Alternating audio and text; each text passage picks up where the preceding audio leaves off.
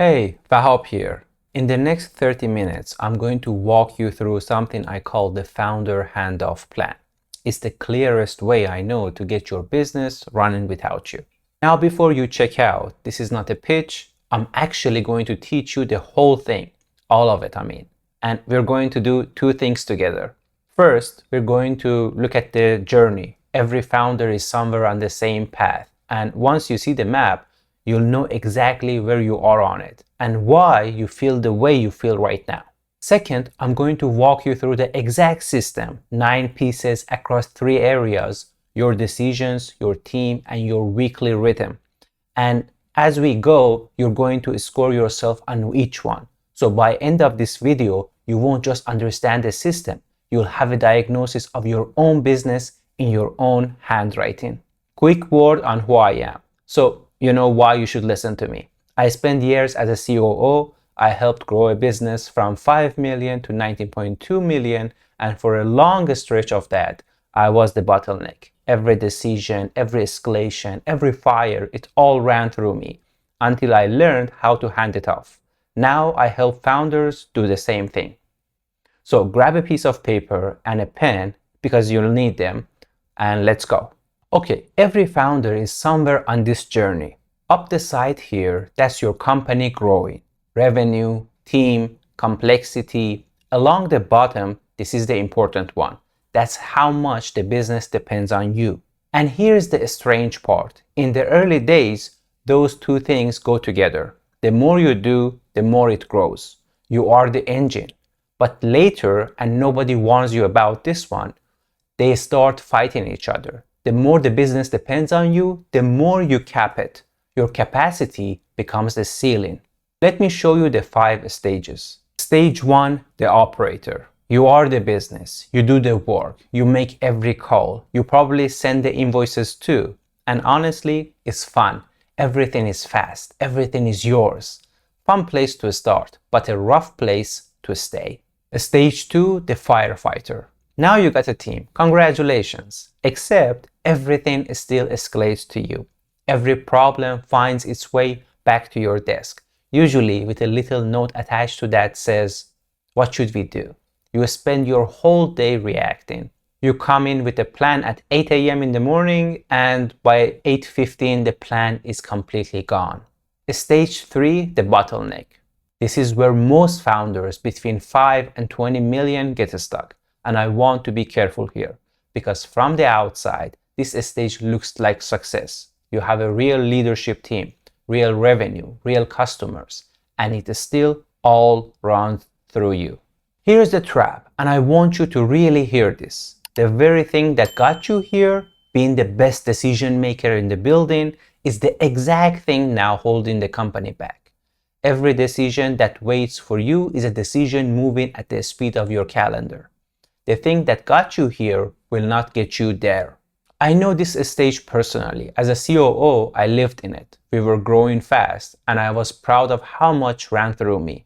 Right up until I realized that everything runs through me and everything is limited by me are the same sentence. Stage 4, the delegator, and this is where it starts to turn. Decisions start moving off your desk properly with owners and guardrails, and not just dumped. Your team owns more, and the scary experiment starts working. You step back, and it holds. Stage 5, founder free. The business runs without you. You work on it, not in it. You can step away for 2 weeks and come back to the momentum, not a mess, not a pile of approval, not 400 unread messages that are all really say the same thing, waiting on you. Now most founders watching this are right here, stage 3. Busy, successful on paper, and completely buried. If that's you, you are in the exact right place, because the whole video is about how you climb from the bottleneck to founder free. But first, quick interruption. Sorry to interrupt myself. Some people watch the first few minutes of this video and they already know they want help with it. If that's you, there is a link right below this video to book a decision offload session with me. It's a free working call, and we build your plan together with no pressure and no pitch fest. Grab a time if you want, or stay with me because the best part is coming. Let's keep going. Okay, before I show you the system, we always start with the outcome. Because if we are not aligned on where we are going, none of the rest of this matters. So here's my goal for you. One sentence only. A business that runs without you. Now let me be specific about what that actually means, because it's much more than take more vacations. First, you can step away for 2 weeks and the business keeps moving. Deals close, problems get solved, decisions get made by other people and correctly. Second, growth is no longer capped at your personal capacity. Right now, if you're honest, the company grows at the speed you can process decisions. When the business runs without you, it grows at the speed of the team. That's a completely different ceiling. Third, you spend your time on the business, not buried inside it. Strategy, key relationships, growing your leaders, the work only a founder can do, which ironically is the work most founders never get to. And fourth, and this is the one that people normally forget, the company becomes worth more. A business that depends on its founder is a job with employees. A business that runs without its founder is an asset. It's worth more. And if you ever want to sell it, it sells for more. Same revenue, different valuation, purely because of how it runs. So here's my question for you, and I want you to actually answer it in your head before we move on. Does that connect with you right now? Not, I'd like to work a bit less. I mean genuinely building something that runs without you in the middle of every decision. Because if that's what you want, this next part is the conversation worth having. Let's talk about what's stopping you. So what stops a founder from getting there? After years of living this and now working on it with founders, I can tell you it comes down to 3 problems, and almost every stock founder has all 3. 1. A decisions problem. Every decision still runs through you. Big ones, small ones, ones you shouldn't even know about. They all find your desk. 2. An ownership problem. Your team executes, but they don't own outcomes. They do the task, but they bring you problems, not decisions. For example, hey, the supplier fell through. What do you want to do? That sentence 50 times a week. 3. A written problem. Nothing runs when you step out of the room. The meetings happen because you call them. The follow-up happens because you chase it. You are the operating system, and when you are off, the whole machine is off. Notice what all 3 have in common. Everything routes through you, one exhausted person, and that's the actual problem. And that is exactly what we are going to fix with 3 engines. Now, here's how the rest of this works, and this is the part I need you to do with me. I'm going to walk you through 3 engines. Each engine has 3 projects inside of it, 9 in total. For each one, I'll tell you what it is, show you what it looks like when it's working, and then I'll ask you a question. And you're going to score yourself like a traffic light. Green means this is a real strength, we are solid. Yellow means it's okay, but it could use an upgrade. Red means this is a real problem for me. So on your piece of paper, write the numbers 1 to 9 down the side. As we go, mark a G, a Y, or an R next to each one. Don't overthink it. Your gut answer is the accurate one. And by the end, you will have a map of your whole business on one page. Are you ready? Engine 1. Engine 1, clear decisions. The first engine is clear decisions. And we know this engine is working when the decisions that used to land on you are getting made well without you. 3 projects inside this engine. And here's the first one. Project 1, map the decisions. Here's what it is. You get every decision that lands on you out of your head and onto one page. Every approval, every quick question, every just need your sign off, all of it, one page. Sounds almost too simple, right? But here's the thing. Most founders have never seen the full list in one place. And just seeing it is a wake-up call. When I was a COO, I did this exercise, and I'll be honest with you, it hurt. Because when I looked at the page, I realized half of the decisions hitting my desk were never mine to make. They were landing on me out of the habit. Somebody at some point asked me once, I answered, and a path got worn into the carpet. Multiply that by 5 years and you have a founder who can't take a Tuesday off. So question 1, score yourself. When you look at a normal week, do you have a clear picture of which decisions are landing on you and which of those someone else should be making? If it's clear and mostly the right ones reach you, green. If it's fuzzy, yellow. If everything lands on you and you've never mapped it, red. Mark it down. Number 1, be honest. Project 2, assign the owners. Here's what it is. Every decision on the map gets a single clear owner. Not the team, not ops, a person with a name. Because here's what I've learned. Decisions bounce back to you when nobody actually owns them. A decision that belongs to everyone belongs to you. It just takes a detour first. The moment one person knows this call is mine, something changes. They stop forwarding it up and start thinking through it. Question 2, score yourself. For the decisions that should not be yours, does each one have a clear owner who knows it's theirs? Green if yes. Yellow if it's halfway there. Some do, some don't. Red if it still defaults to you. Mark it. Project 3, set the guardrails.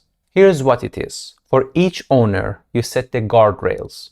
3 simple categories. What they decide alone, what they check with you first, and what is off limits. I want to name something here because this is the project that deals with the fear. The reason you haven't handed these decisions off isn't laziness. It's that letting go feels dangerous. You're thinking, what if they overspend? What if they hire the wrong person? Guardrails are what makes letting go safe instead of scary. You can decide anything under this amount alone. Above it, check with me. These 2 things don't touch. Now they can run and you can sleep. Question 3, score yourself. Do your leaders know exactly what they are allowed to decide without you? If it's written down and clear, green. If it's assumed and vague, yellow.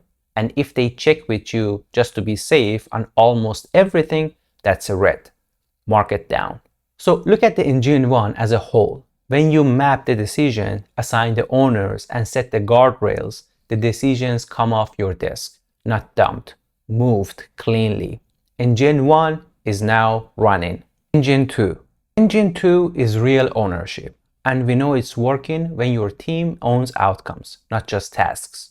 There is a difference, and it's the difference between a team that executes and a team that runs the business. 3 projects inside this engine.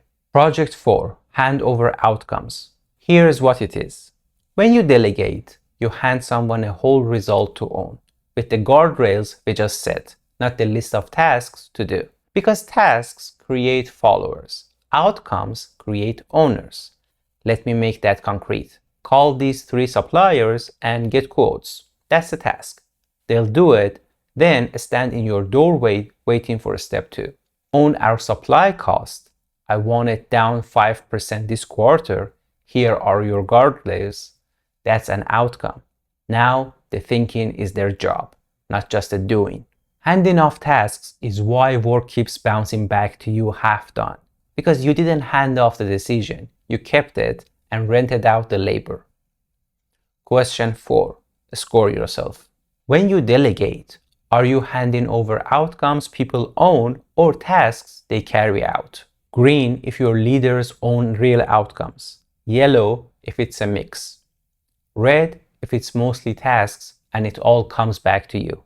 Mark it. Project 5. Raise the bar. Here's what it is. You train your team to bring recommendations, not problems. The line I use is simple. Don't bring me the question. Bring me your answer. What would you do? The first few weeks, this feels slower. Someone walks in with a problem, and it would be faster to just answer it. Don't. Ask, what do you recommend? And wait. What you're doing is retaining where the thinking happens. Right now, the thinking happens after it reaches you. We want the thinking to happen before it reaches you. And then, eventually, for it to not reach you at all. Question 5. Score yourself. Do your people bring you decisions already thought through? with a recommendation, or do they bring you raw problems to solve? Green, yellow, or red? You know which one you are. Mark it down. Project 6. Coach, don't rescue. Here's what it is. When something wobbles, and it will, you coach the decision instead of grabbing it back. This is the discipline most founders miss, and I understand why. Someone makes a call, it's not the call you'd have made, and every instinct says, take it back, fix it, do it right. But here's what actually happens when you do that. You teach your team that ownership is temporary, that it lasts exactly until the first mistake. And if you only ever fix things your way, you don't build a leader, you build a slower copy of yourself. So instead, coach the decision. Walk me through your thinking. What did you weigh? What would you do differently next time? The decision stays theirs. The lesson stays theirs. And the next call they make is going to be better. Question 6. Score yourself. When your team gets something wrong, do you coach them to decide better next time? Or do you take it back and do it yourself? Green if you coach. Yellow if it's a mix. Red if you almost always take it back. Mark it and be extra honest on this one. That's engine 2. Hand over outcomes, raise the bar, coach instead of rescue, and your team starts to genuinely own the work. Engine 2 is running now. One more engine to go. Engine 3, operating rhythm. Engine 3 is operating rhythm, and we know it's working when the week runs whether you are in the room or not. This is the engine that makes the first 2 permanent, because you can move the decisions and build the ownership. But without the rhythm, it all slowly drifts back to your desk. 3 projects inside this. Project 7, run the weekly rhythm. Here's what it is. It's a simple weekly cadence, including one leadership meeting, same day, same structure, where your leaders bring their numbers and their calls. And the meeting ends in decisions and owners, not discussion. Decisions with names attached to them. Here's why this matters so much. The rhythm carries the accountability, so you don't have to. Right now, if someone drops a ball, the way it gets caught is you noticing. That's exhausting, and it doesn't scale. When the rhythm is running, the ball gets caught by the meeting. You said last week this would be done, where is it? And you didn't have to say it, the room did. Question 7. Score yourself. Does your leadership team have a weekly rhythm that ends in clear decisions and owners, and that runs whether you are there or not? That last part is the real test. Green, yellow, or red. Mark it. Project 8. Protect your time. Here's what it is. You block time each week for the work only you should do, such as thinking, strategy, growing your leaders, and you defend those blocks like they are customer meetings. Because here's what happens otherwise, and I've watched it happen every single time. The hours you free up with engines 1 and 2 get swallowed by new fires. Nature abhors a vacuum, and your company abhors an empty founder calendar. The freed up time is the whole price. If you don't fence it off, you do all this work to become more available firefighter. So question 8, score yourself. Do you have protected time each week for real founder work, or does your calendar get eaten by whatever's on fire? Green if it's protected and it actually holds. Yellow if it slips. Red if it's all firefighting. Mark it down. Project 9, prove it. Here's what it is. You run the real test. You step away and genuinely away, and you see if the business holds. Then you take what worked and lock it into a simple playbook so it keeps holding. This is the project everybody wants to skip, and it's the one that matters the most. Because until you've actually stepped away, everything else is theory. You think the team owns it. You believe the rhythm runs. The 2-week test is where hope becomes proof. And when you come back, and this is the beautiful part, the things that wobbled tell you exactly what to fix next. Question 9, last question. Score yourself. If you stepped away for 2 weeks right now, Would the business keep moving or would it stall and pile up waiting for you? Green if it would keep moving, yellow if it would wobble, and red if it would stall. Mark it down. And that's the 3 engine. Run the rhythm, protect your time, and prove it with real step away. And the business runs without you. Not in theory, proven. So look at what you got in front of you right now. 9 scores, 3 engines, a map of your whole business in your own handwriting, some greens, probably some yellows, and if you're like most founders who do this, a few reds that you already know about deep down before I ever ask you the question. Now, here's the question that matters more than any of the 9. If there were 3 levers you could pull over next 30, 60, and 90 days, the 3 that would make the biggest difference, which 3 would they be? Look at your reds. Circle 3. Whatever your 3 are, congratulations, because guess what you just did? You just found the exact things standing between you and a business that runs without you. Not a generic list from a book, your list. And here's the good news. For every one of those 9 pieces, there is a proven play to fix it. You just diagnose the problem in 30 minutes. The fix is a lot more fun than the diagnosis. So let me tell you the simplest next step if you want a hand pulling those levers. Book a Decision Offload Session with me. The link is right below this video. It's a free working call, not a discovery call, not a demo, a working call. And here's exactly what happens on it. We take your map, the one you just made right now. We pick the first few decisions that move off your desk and we build your plan together right there on the call. You walk away with something you can start using that same week, whether or not we ever do anything else together. There won't be any hard sells and no 17-step funnel. If it's for you, you'll know it. Grab a time below and bring your 3 circles. I'll see you on the call.